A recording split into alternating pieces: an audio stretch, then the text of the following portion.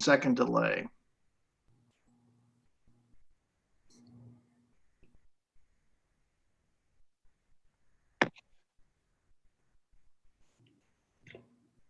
Well, we are live now with Dr. Stefanie Cohen, folks, and you probably have seen her on Instagram. If not, I'd highly recommend you go follow her. She's under Steffi Cohen, Stefi Cohen, Cohen. You can also find out more about her at Hybrid Apparel. You can go to hybridperformancemethod.com. She's also the founder of Hybrid Performance Method. She's an author, podcast host, physiotherapist, and 25-time world record holder power lifter. Telling you, I wouldn't mess with her. So let's go find out a little bit more about her and fitness and nutrition and a bunch of other stuff. Let's welcome to the show, Dr. Cohen. Welcome, Doc. Thank you so much. Thank you for having me. Thank you for being here. Very fascinating stuff. You got an incredible resume because you see a lot of fitness experts out there that work out all the time, but not only do you put the effort in. And by the way, folks, incredible body, and that takes a lot of work, which people don't understand. To get a six-pack, it's not easy work. And to be balanced as well, the symmetry is another factor people don't consider. So I wanted to commend you on that, Doc, because that's really hard to do. I understand that. I used to be a personal trainer years ago, so I know it's not easy to do. Yeah, many, many years in the gym. And a lot of sleeping, a lot of eating, and a lot of timing. Consistency above all, I think that's something that people take for granted. It's people, when they start a fitness journey, they go all in and, almost like sacrifice everything without having any sort of balance, but they don't realize that that doesn't lead to long-term results, right? That's a short-term fix. And if you enter your fitness journey with that mindset, you're really not going to go anywhere. It's like there's weeks where, say, I only work out twice, but then for the average amount of time, I'm probably training 5 times per week, and that's what leads to actual results. I don't want to sound cliche-ish, but it's true. It really is a lifestyle, isn't it? Yeah, absolutely. Yeah, great stuff. Now, you're a physiotherapist. Were you a physiotherapist before you started your training or after? So I graduated from the University of Miami Doctor of Physical Therapy School about 2 years ago. I never actually went into kind of the traditional realm of practice. I knew I wasn't going to be your traditional PT about 1 year into grad school, just because it wasn't really my style. I would have liked to have a bigger impact, which is why I kind of created the job that I have today, in which I pretty much use all my knowledge and understanding of fitness, health, and the human body to debunk myths and create videos with information that's easily digestible by everyone. So kind of like take the hardcore science, filter it, and put it in layman's terms so that everybody can benefit from it and everybody can understand it. So while I'm not sitting in or standing in front of someone doing joint manipulations and doing body work, I'm using that knowledge to reach as many people as I can through my social media channels. Let me ask you this. Since you have that background, as well as the experience in the training, what are some of the common things you see that people make a mistake in doing? As far as what? Because there's a lot of mistakes people make in many areas, but how about, for instance, do you always hear the myth? I guess I'll call it the myth. I'll let you explain it. But hey, if you do squats, you're going to get huge legs and a huge butt, and they think it's like it's instantaneous, like it's kind of like I don't know, you put some water on it, all of a sudden you just balloon up. But is that true? Yeah, okay, I guess that's a fitness myth that's more commonly feared amongst women, and it's perpetuated by the whole industry and a whole culture that I think from the past, right? I think it's a lot more acceptable for women nowadays to not only to go to the gym, but to wear whatever skin they feel most comfortable in and empowers them. So I think as of most recently, girls are more okay with the idea of being a little bit thicker, or I guess more muscular.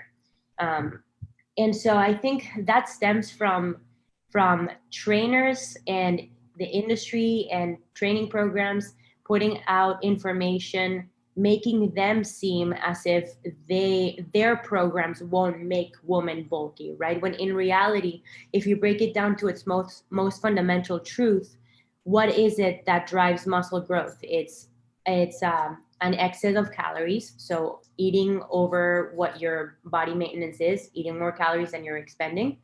And again, like that image that women have of like a blown up physique competitor, you don't achieve that naturally. So it's your calories and then taking exogenous testosterone. Those are the two main drivers of that physique that most women envision, like the legs that are blown up, traps that are all the way up to your ears, huge back, huge arms. But resistance training alone won't make you look like that. In fact, most people spend their entire lives trying to pack 1, 2, 3, 5 pounds of lean body mass, and it's difficult. It is very difficult. So there is so much more benefits to strength training, resistance training, um, than all of these kind of like fake fears. So that makes it worth it. That makes that, in my opinion, at least, it makes it worth it for everyone to do. Let me ask you this. I've heard a lot of times when you're working out, especially with weight training, it's great for women. I mean, for everybody in general, but in this case for women because of osteoporosis, strengthening their bones. Is that true? Yeah, absolutely. I mean, there's a decline in the bone density of women at about age 30, and one of the main ways to prevent bone deterioration is through resistance training. So I think the main mistake people make is they think that fitness is just about your cardiovascular health. You know, just doing 30 minutes of cardio a day, low intensity, moderate intensity activity per day, and they totally forget the resistance training aspect, which obviously are not only for bone density, but also for longevity. One of the main reasons why people lose their independence as they age is known as sarcopenia. So it's the loss of muscle tissue. And that can easily be prevented with resistance training. Not to mention just your ability to care for yourself. Think about just sitting and standing up from a chair. That's basically a squat. It's a body weight squat. So if you lose the ability to sit and stand, to pick things up from the floor, you're losing your independence, and that shortens your health span, that shortens your longevity. So One of the things I'm looking at right now on your Instagram channel, I just saw you see you using kettlebells. Folks, you can follow her on Instagram at Stefanie Cohen. Some great videos and training, and I can see you doing the squats with the kettlebell. How do you like the kettlebells? kettlebells are a great piece of equipment for, especially for people who don't feel comfortable with a barbell across their backs. Obviously, when you have a load behind you and it's a barbell, and it's the way that it's the weight is distributed makes it a lot more challenging, and the importance of technique is magnified in an exercise like that. So using a kettlebell, especially if you're holding it in the front, like a goblet squat or a counter body weight squat, it's kind of like the first step, kind of like think about it as an introductory step towards building a massive back squat. It's kind of the lowest level, safest squat that you can possibly perform. Kettlebells, I always tell anyone who tells me that they don't have enough time to work out or to train, I'm always like, just get a pair of kettlebells and just keep it in your living room. You can do so much with them. So You've heard most that versatile reason. equipment for sure. You've heard that reason before too, huh? Just don't have enough time. Yes, I've heard it a lot too, folks, but you can always find something to do. What do you think about sometimes people get the funny idea if you do a lot of crunches, you're going to have six-pack abs, but they seem to forget the nutrition component of it. What do you think about that? Is it true you can get six-pack abs just by doing abs? Okay, so then there's a couple of layers to that statement, right? The first one, A couple of layers of fat too, but go ahead. layers of fat to those abs. Yeah, the first thing is you will never be able to see your abs if there's fat covering it. So the first concept that we have to talk about is spot reducing fat. So I don't know where this came about or how people can even think that, but doing a specific exercise is not going to melt the fat from that particular area that you're feeling. So goes the same way for like love handles, people doing side crunches or like lateral bends or whatever that's called, and thinking that's going to get them rid of the love handles. Same thing happens in the abs. Like you can do a million crunches, but you cannot spot reduce fat. That's not going to melt off the fat that you have covering your abs. So that's the first thing. The only thing that's going to make you lose body fat systemically is being in a consistent calorie deficit. And all that means is eat way less than you want. Eat less than your body is expending for a prolonged period of time.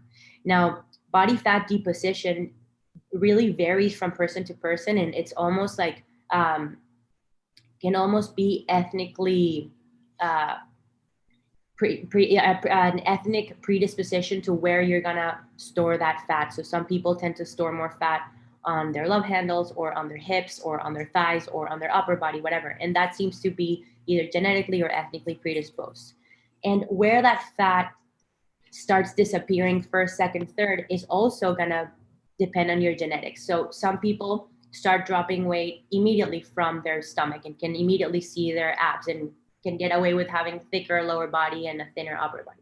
So that's just gonna depend on you. If you wanna see your abs and you're losing weight, and you don't yet, you're gonna have to continue being in that calorie deficit until you can, you're the shape that you're in. But it's not a specific exercise. It's not a magic pill. It's not a magic diet either. It's just consistency and being in a calorie deficit. Then the second part is once you've lost that belly fat, what is there to show, right? If you don't have, you have to have a certain amount of muscle growth or muscle hypertrophy in there that you can show. So what happens to a lot of skinny girls or skinny fat girls is that they lose the weight and then they're still flat. And that basically has to do with they don't have enough abdominal hypertrophy to show for it. And then, yeah, crunches, are they a good exercise for core hypertrophy? Maybe yes, maybe not, depending on which core exercise you're doing. A lot of people do planks. Planks are isometric exercises. That's probably not the best exercise to induce hypertrophy. I want to see something with a large range of motion, something like a GHD sit-up that takes your core from full extension to full flexion. Or even exercises like squat and deadlift that are compound movements that require a ton of core stability, that require a ton of action from those muscles. So in summary, yeah, so if you want to see your abs, consistent calorie deficit with a sound diet, doesn't matter which diet you do as long as you remain in a calorie deficit for long enough. And then having a resistance training plan that helps you build muscle in the area that you want to show.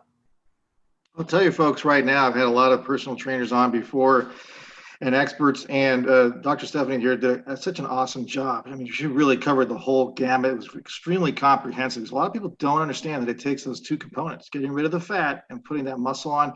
And I think crunches is just going to be the magic, the panacea. And it's interesting you mentioned genetics because I know my family's Cuban, so I have a terrible sweet tooth. It kills me.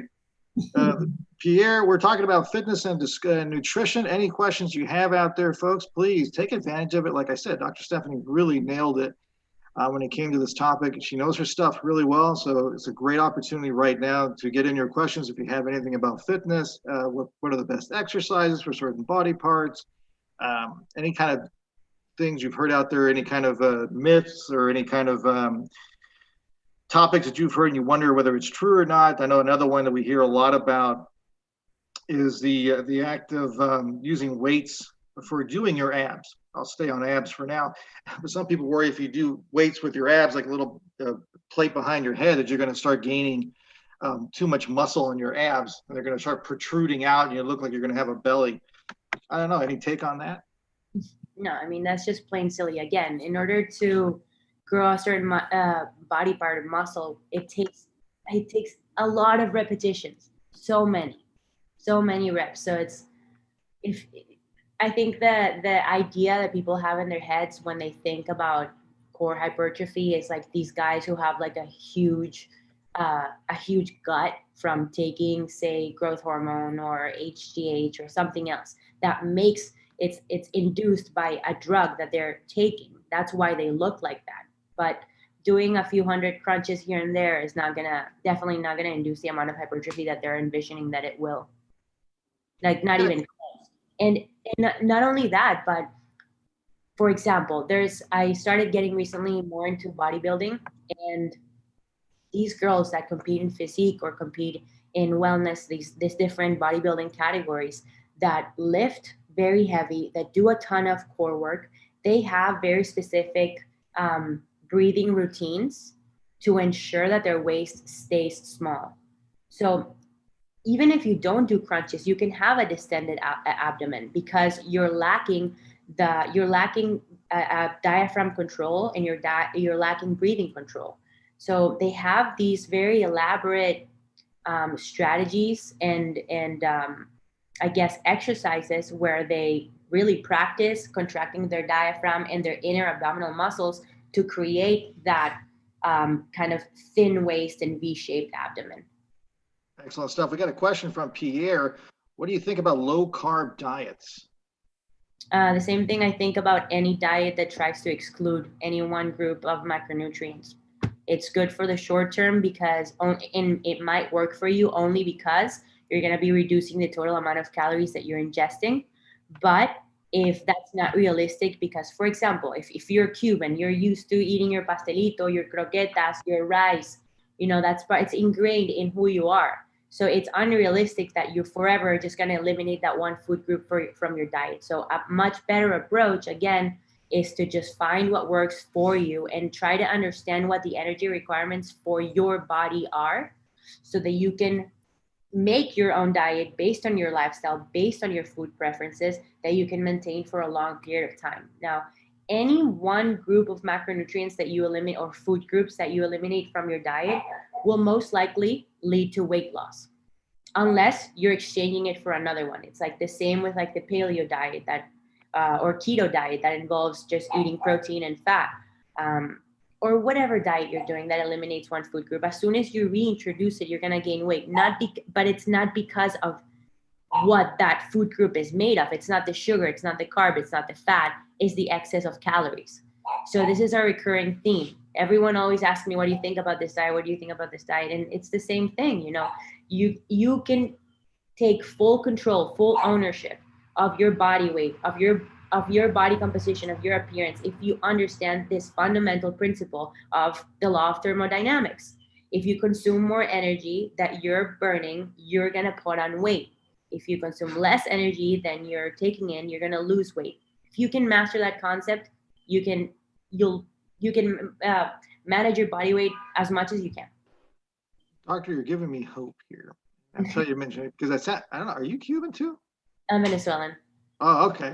You said pastelitos so well, so I thought, when you mentioned pastelitos and those things, that gives me hope that if I have a caloric balance and don't eat too much, I can still have some of these Cuban delicacies or whatever else that somebody has as a vice. And we're going to ask you your vice a little bit later, but not right now. So is that true then? Yeah, no, absolutely. I think you can fit whatever you want into your diet as long as it fits within your caloric requirements for a day. That's why when I think about dieting, obviously it's a lot easier said than done when you say, oh, all you got to do is eat less. I think that's challenging because that's focusing on the end goal of eating less. But what are the systems? What are the processes that you can start implementing today to get you to that goal? So, for example, taking more steps during the day. So what does that involve? Maybe get yourself a Fitbit or an Apple Watch, or just be more mindful of what you're doing in a day. 10,000 steps, which is kind of like the bare minimum requirement for any sort of living organism, can help you burn anywhere from 400 to 600 extra calories, which is a really nice buffer just by walking. Increasing your protein intake. That's another super easy strategy that anyone can start doing. So it's recommended to ingest 1 gram per pound of lean body weight or 1 gram per pound of body weight. And it's difficult. Most people, when they start tracking their protein intake, they'll quickly realize that they barely eat any protein. This is not only good for to sustain your current lean body mass, but also to build more muscle, especially if you spread it out evenly throughout the day, your protein consumption. But protein has the highest thermic effect of all other foods. What this means is your body pretty much burns calories as you're eating protein. So it helps you sustain your body mass, it helps you build mass, and it helps you burn calories. So you can't go wrong there. And then the third kind of easiest thing that people can start implementing or strategy is the organization of their food at home. So there's a ton of studies on like behavioral psychology that have found that the placement of certain foods can play a significant role in somebody's willpower and I guess choosing of a particular food. So for example, if you put sweets and sodas close to a register, people are a lot more likely to grab them and Mhm. go than if they weren't there. So you can apply that same concept and principle to the way that you organize your food at home. So if you know that you have a sweet tooth, then don't put the sweets on the counter. Like a lot of people like leave the cake like right there on the table. If I had a cake on the table or cookies on the table, I would grab one every time I would walk in. Instead, put that out of reach. Put that in like a top cabinet or somewhere where you like have to either ask for help, which is embarrassing to go grab your sweets at midnight, or where you have to like it's a process, right? You have to grab a ladder, put it on, like open, turn the lights. It's like a whole thing. So um, you'll likely be uh, take the temptation away when there's multiple steps to eating a certain food because it gets you thinking, okay, do I really want this thing? Is this really good for me? Should I be eating it? It just prolongs the amount of time that you think about it. And more often than not, you'll end up being like, actually, it's not worth the effort. I'm not going to have it. So those three things are, so easy to start implementing. Step more, 10,000 steps per day. Increase your protein intake and rearrange your house so that the least nutrition dense foods and most caloric dense foods are put out of reach. Now, this is what you're doing a lot in your programs as well. Am I correct? Yeah, absolutely. Great. Absolutely. Tell us a little bit about hybrid performance method. What is this all about? Yeah, so at High Performance Method, we have there's two branches of business. One that is training. So we basically are an online virtual gym, and we specialize in making strength training programs affordable and easily accessible by everyone.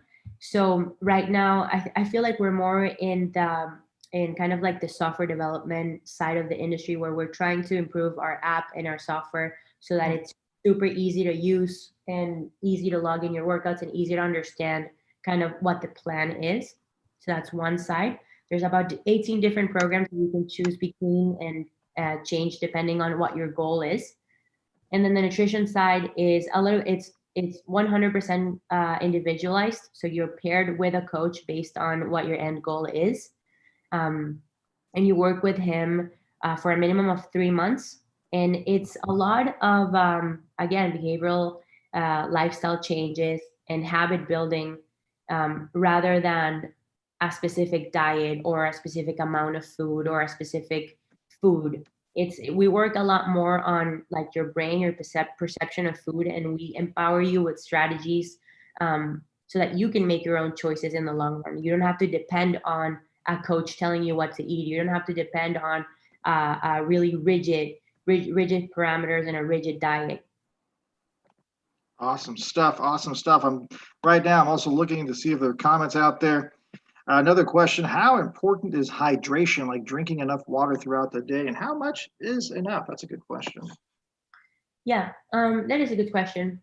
I mean, obviously, we're 70% water, so consuming enough water is important for to keep all your vital processes going.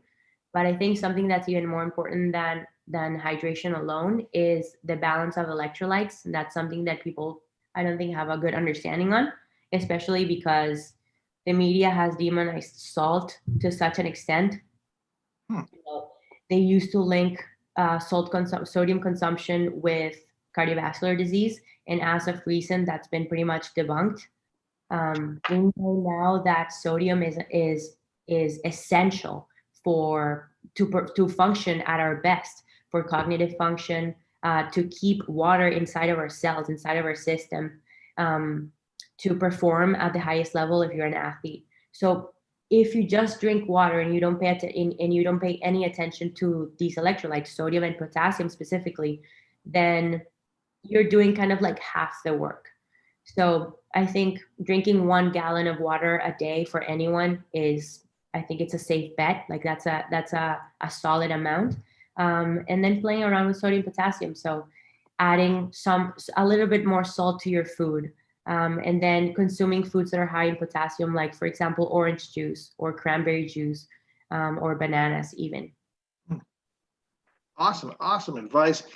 And you know what? You bring up a good point. I know we're down to our last few minutes, but you really got me thinking about it because I know there's a lot of things now that we're starting to find out. that we used to think was bad are now saying, well, you know what, egg yolks, maybe they're not so related to cardiovascular. Saturated fat, maybe we made a mistake on saturated, but nobody ever talks about, Doc, this is what kills me. Nobody ever talks about processed foods. They completely ignore all the processed foods, the TV dinners, fast food somehow gets a pass. I don't know why. But for some reason, they don't seem to focus on that. They'll focus on the milk being bad for you, the steak being bad for you, but everything else. I mean, but here's the thing, like what exactly about processed foods is bad? People love to cling on to the idea that it's the Hmm. chemicals, but everything is chemistry. We're all made of chemicals. So I think the danger is not in the consumption of processed food, but in the lack of consumption of high nutrient dense foods. So, you know, eating a processed meal every once in a while, or junk food every once in a while definitely is not gonna kill you. But what are you doing the other 90% of your time? Like what kind of foods are you eating? Are you eating a variety of leafy greens, vegetables, of multicolored vegetables? Are you eating organic, high quality meats? Are you eating organ meats? Are you eating high quality carbs? So people love to just point fingers at each other and like try to turn this overly complex topic into an oversimplified one. Oh no, it's the saturated fats. Oh no, it's the fat. Actually, it's the processed foods. No, it's the sugar. And if people, I mean, don't you guys see the theme? It's a recurring theme. You're just trying to oversimplify a very complex problem. And it all comes down to balance again. Have a balanced diet, exercise daily, lift some weights, drink water. It's really not that complicated, but people love to make it complicated. Absolutely. I love the simplicity idea. Again, folks, you can find her at Stefanie Cohen, and you can also find Hybrid Performance Method. So if you're looking for her on Instagram, she's there. If you want to look for her website, go to Hybrid Performance Method. Trying to get, for some reason, I've lost the account here. Yeah, it's good. Hybridperformancemethod.com. Hybridperformancemethod.com. You can also find her again, as I said, on Instagram, and she'll also put some educational videos on there. Dr. Stefanie Cohen, thank you so much for being here. We truly appreciate it. Thank you so much for having me. Great insight. Folks, remember, we got some great shows coming up tomorrow. We're going to be talking about how the environment influences crime. Friday, we'll be talking about the psychology of fear. And we got a lot of fun coming up the rest of this month. So definitely subscribe. Make sure you hit that notification bell and check it out. And check out Hybrid Performance Method and Hybrid Apparel as well. Check out the